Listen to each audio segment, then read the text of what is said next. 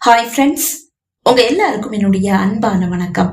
இது ஷர்மிளா பிராங்கோவின் அனலில் விழுந்த மலர் நாவல் பகுதி 21. வாசிப்பது ஷர்மிளா பிராங்கோ. வாங்க ஃப்ரெண்ட்ஸ், தொடர்ந்து கதையை கேட்கலாம். கிளப்புக்குள் நுழையும் வரை மலரின் கரத்தை பிடித்திருந்த அனல் அவள் கரத்தை விடுவித்தான்.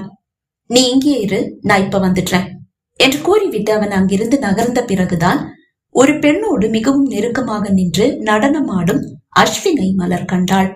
அவனை கண்டதும் அவள் நாடி நரம்பு அனைத்தும் ஸ்தம்பித்து போனது. அனல் வேறு அருகில் இல்லை. தான் அனலோடு வந்திருப்பது அறியாது அஸ்வின் வந்து ஏதாவது தகராறு செய்வான் என்றால் இந்த இடத்தில் அவன் சமாதிதான். ஒருவித பதற்றத்தோடும் பயத்தோடும் அனல் எங்கே என்று அவள் விழிகள் தேடும் போதுதான் அஸ்வின் அவளை கண்டான். அவன் தன்னை பார்த்து விட்டான் என்பதை அவளும் கண்டாள். கட்டி அணைத்திருந்த அந்த பெண்ணை மெல்ல அகற்றியவன் அவள் இடையை சுற்றி வளைத்தபடியே மலரை நோக்கி நடந்து வந்தான்.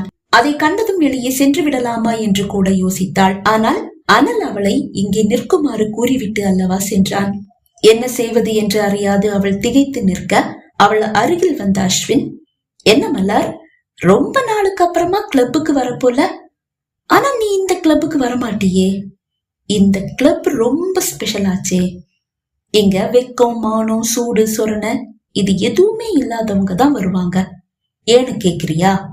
இதோ இவ இருக்காளே, இவ வேற ஒருத்தனோட பொண்டாட்டி. ஆனா ஏன் கைக்கு வந்துட்டா இவ ஏன் பொண்டாட்டி? என்ன வேணும்னாலும் செய்யலாம். இவளுக்கு விருப்பம் இருந்தா யாரும் கேட்க மாட்டாங்க. இப்ப இவளை கழட்டி விட்டுட்டு உன் மேல கை போட்டா நீ ஒத்துப்பியா? ஒத்துக்கிட்டா இங்கேயே நைட்டு ஸ்பெண்ட் பண்ணிடலாம். எப்படி வசதி? Stop it Ashwin. நான் ஒன்னும் தனியா வரல, என் கூட அவள் கூறி முடிக்கும் முன் நான் வந்திருக்கேன். சாரதி முதியவர் வேடத்தில் வந்து நிற்கிறான் அனல். அவனை கண்டு மலர் விடவெடுத்து போனாள். அஸ்வின் தன்னை தொல்லை செய்வதை தெரிந்து கொண்டுதான் அவன் இருக்கும் இந்த கிளப்புக்கு தன்னை அழைத்து வந்திருக்கிறான் என்பது அவளுக்கு புரிந்தது. அனலை கண்டதும் வாய்விட்டு சிரித்த அஸ்வின், என்ன மலர் இது, உன் டேஸ்ட் ஏன் இவ்வளவு கேவலமா இருக்கு? ஆணழகனான உன் புருஷனை இங்க கூட்டிட்டு வர முடியாட்டே வேற எவனாவது எங்கான ஒருத்தனை பார்த்து கூட்டிட்டு வந்திருக்கலாமே.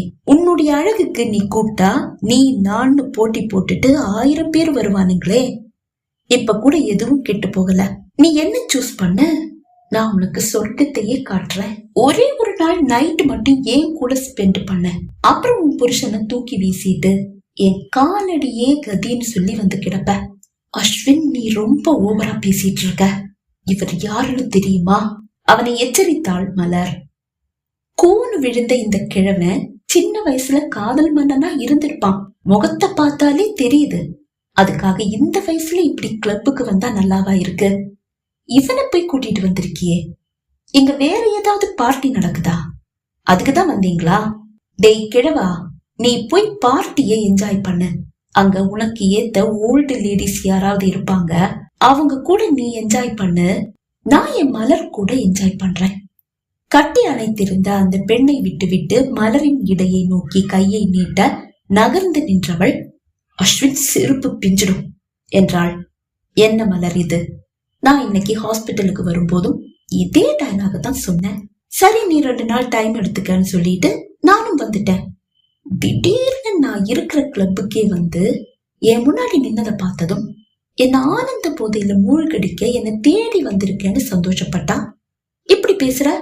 இது நியாயமா? தகுமா? அவன் பேச பேச மலரின் தலையில் இடி தாக்கியது. பயந்த விழிகளோடு அவள் அனல் வேந்தனை பார்த்தாள். அவன் விழிகளில் கோபம் கொப்பளிக்கிறது.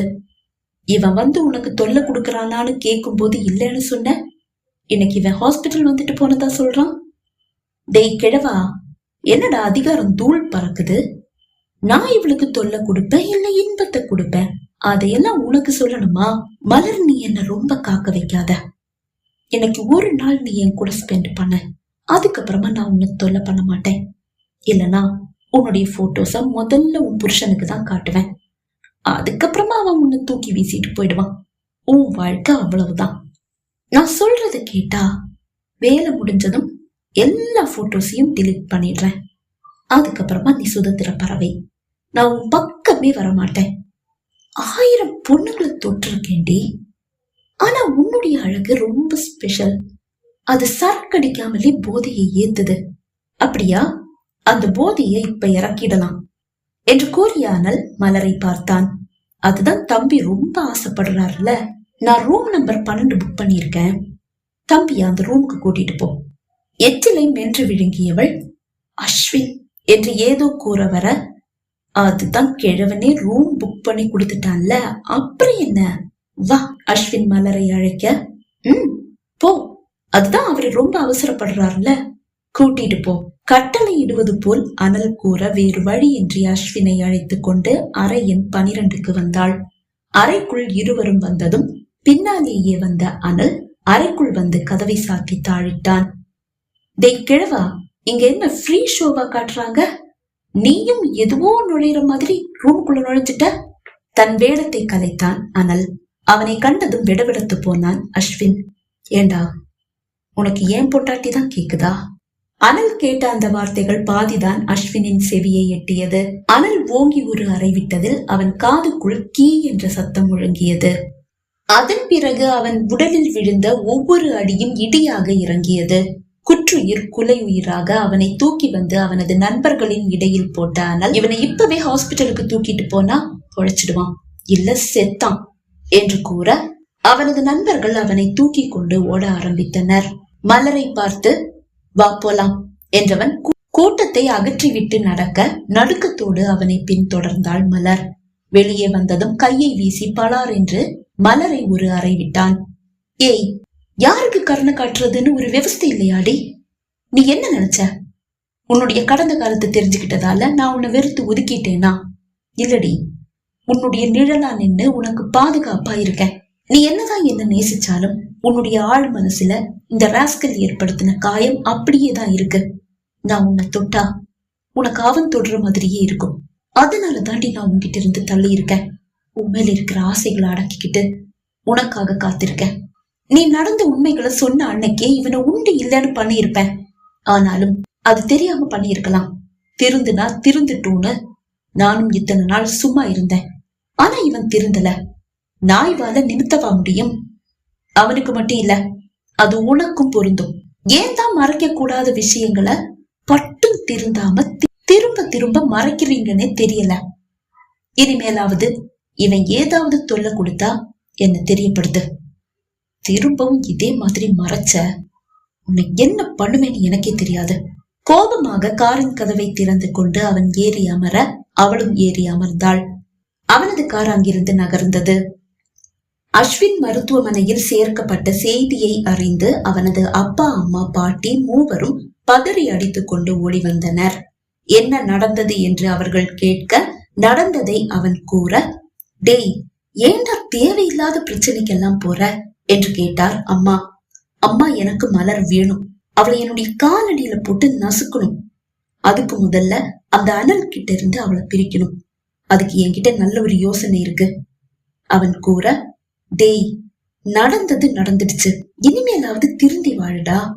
மலரை நம்ம வீட்டு மருமகளாக்கிக்கணும்னு நாம எல்லாரும் ஆசைப்பட்டோம். ஆனா அது நடக்கல. நாமளேதான் அவளை வேண்டான்னு சொல்லி தூக்கி எறிஞ்சோம். இனி அவ மேல ஆசைப்படுறது அநியாயம்டா. அவளை அவ வழிக்கு விட்டுடு, இல்ல உன் உடம்புதான் இதே மாதிரி புண்ணாகும். அம்மா கூற, அதை எப்படி நீ விட சொல்ற?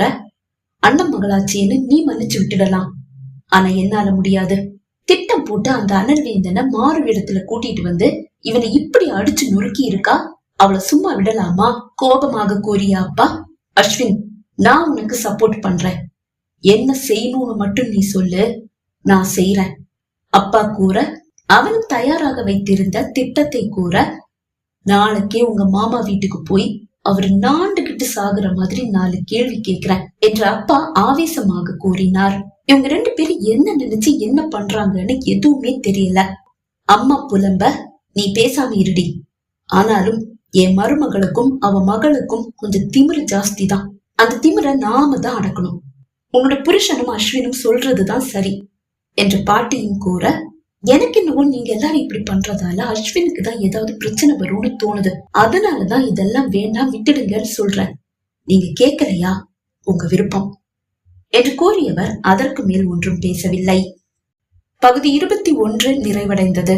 பகுதி 22 உங்களை சந்திக்கும் வரை விடைபெறுகிறேன். நன்றி, வணக்கம்.